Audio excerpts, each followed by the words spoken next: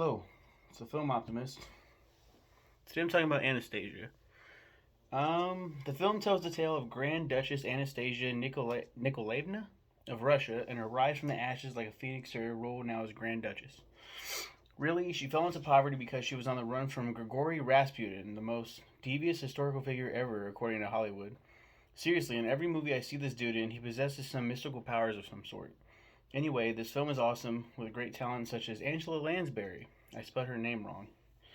I said Lansbury. Christopher Lloyd, Kelsey Grammer, Hank Azaria, and Meg Ryan. Oh, and Kirsten Dunst and Lacey Chabert. Perfectly animated. I highly recommend this shit. Das Vidania. I spelled Das Vidania wrong. Do Svidania. What the fuck, man? Anastasia's amazing. Anastasia is an amazing film. Just off the top. This is part of, what is it, 20th Century Fox Animation?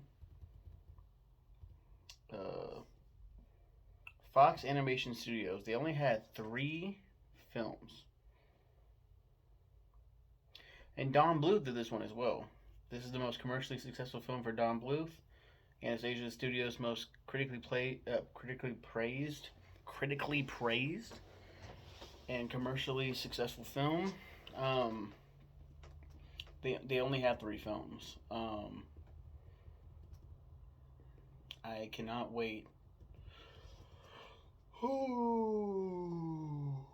to watch. I've seen 2 of these movies. Next week will be the next one, but I just have to watch one more.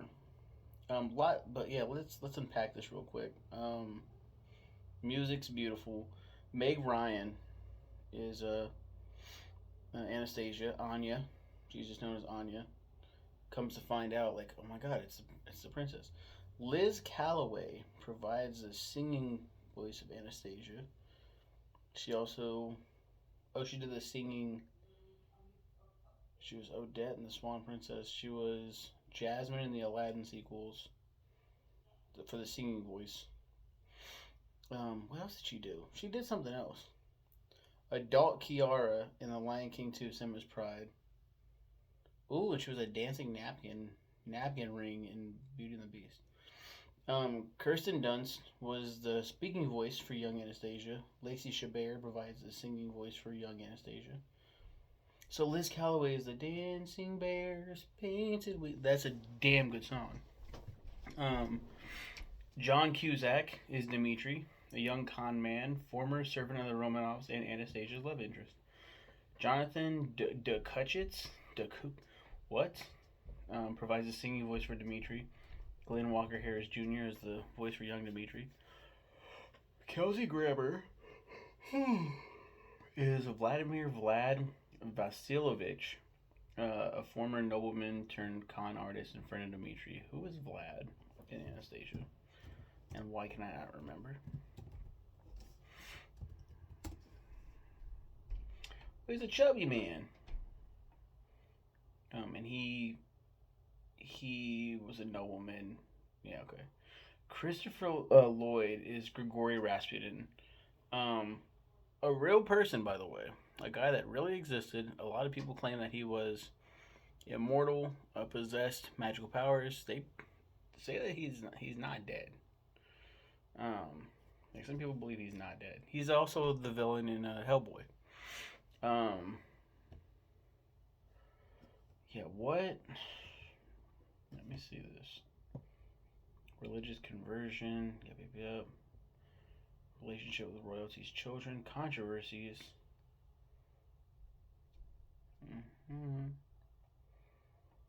The Tsar appointed Rasputin as Lampdick. He was accused by his enemies of religious heresy and rape. Was suspected of exerting undue political influence over the Tsar and was even rumored to be having an affair with the Tsarina. Yeah, that's why. Okay, failed assassination attempt. July 12th, 1914, a 33-year-old peasant woman named Chionia Guseva attempted to assassinate Rasputin by stabbing him in the stomach outside his home in Pokrovskoye. Rasputin was seriously wounded, and for a time it was not clear if he would survive. After surgery and some time in a hospital in Tumen, he recovered. Guseva was a follower of Eliodor, a former priest who had supported Rasputin before denouncing his sexual escapades and self-aggrandizement. Aggrandizement? December 1911. Mm-hmm.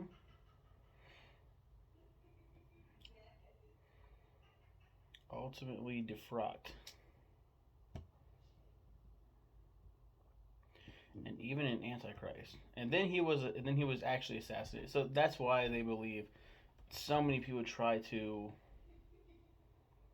assassinate him. There's a picture of him with a bullet wound in his head. Jesus.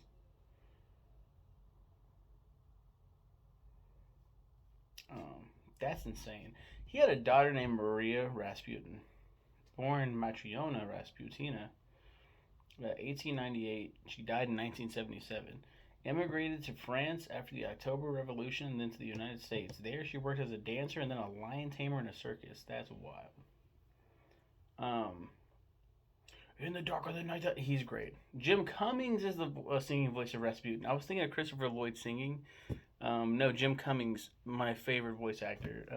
Of course, sings in the dark of the night. In the dark of the night, something is calling or something. Fucking dope. Hank Azaria is Bartok. He's a Rasputin's mild-mannered talking albino rat who serves the film's comic relief. He's like Iago to Jafar. Angela Lansbury is Marie Fyodorovna Romanov, the Dowager Empress, mother of Nicholas II and Anastasia's grandmother. Bernadette Peters voices Sophie Stanislavskivna Samarkov Smirnov, Marie's first cousin and lady in waiting. Andrea Martin is Comrade Flegnikov, the orphanage's inconsiderate owner. Rick Jones voices a lot of people. J.K. Simmons is in here as an ensemble cast character. Just watching this and then just hearing Omni-Man's voice, like, what the fuck? This film is so good that a lot of people still, to this day, think it's a Disney film. Now, this is what makes this pretty fascinating and delicious to me. For years, I knew it wasn't a Disney film. I could have sworn I saw it when I was a kid. Did not remember it when I watched it for my review. I loved that it's like two separate films. There's no magic in Anastasia's part of the story. There's none. She doesn't remember who she is. Going on this great adventure. The guy, Anya, he believes, like, he's found her. And he's like, she looks like she could be Anastasia. And then he starts falling for her, and then he starts thinking, oh my god, she might actually be the prince. And she's like, she finds out she's the princess, and he's like, oh my god, you're the princess. And Rasputin needs her for some kind of ritual or some shit. And his part of the movie with Bartok is like all these creatures and magic, and it's just like, wow, what is going on here? And then the two films blend at the end, and it's like, what the fuck? It's wild. It's really good. How that just happens out of nowhere. I don't think they ever found the real Anastasia.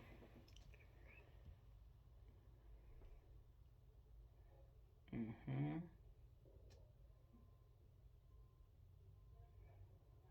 Although largely fictionalized, the character is loosely based on two historical figures: Grand Duchess Anastasia Nikolaevna of Russia, the youngest daughter of Nicholas II, and Anna Anderson, an imposter famous for claiming to be the Grand Duchess.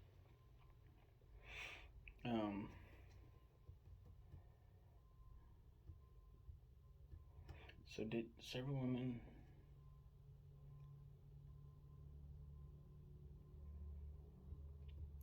died? She was claimed to be dead July 17, 1918, aged 17. Mm.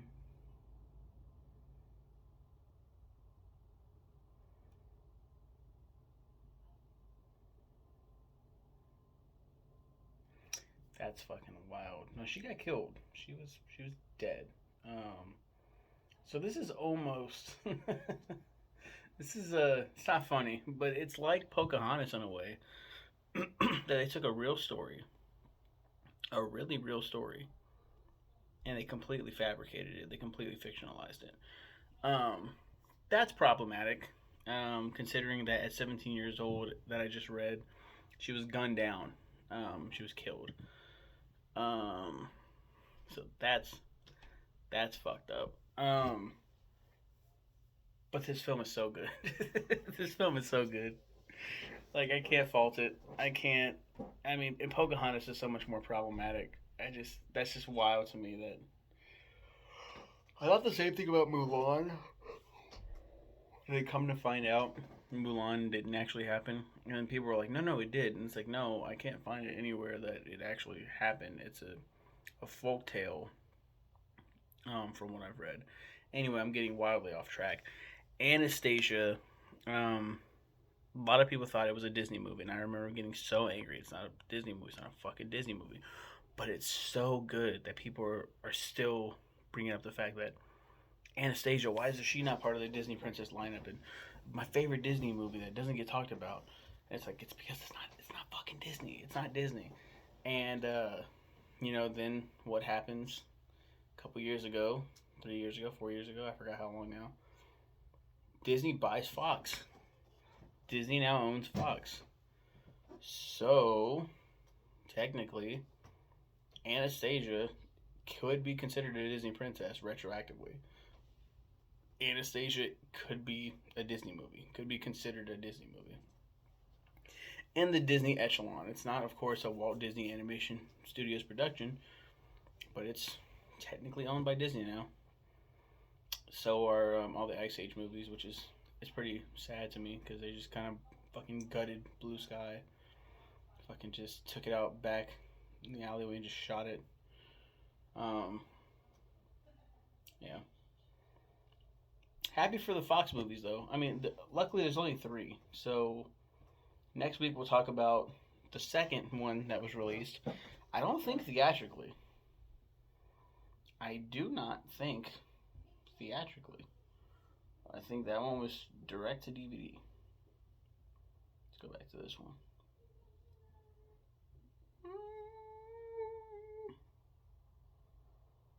Yeah, direct to video release. Then the third movie was the theatrical release, and it bombed horribly, and that's why they don't exist anymore. Can't wait to watch that and see how bad it is. But